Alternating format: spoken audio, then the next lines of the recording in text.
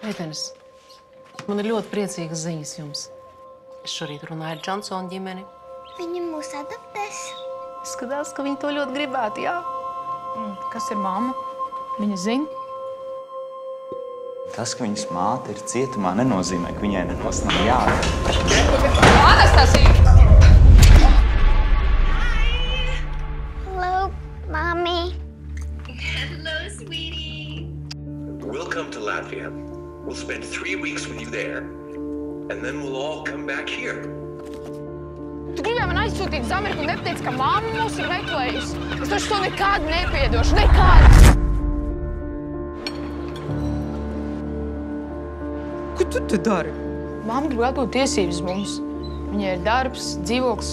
Viņa ir gatava sākt jaunu dzīvi. Kroči, ja kāds nāk, ja? Tad tev jāpazūd pa logu.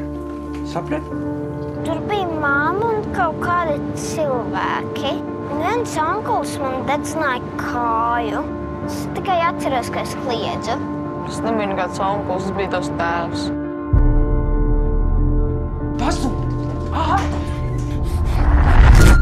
Tava mamma, viņa vienkārši sajauc no galvu un pazūd. Es esmu tavā pusē.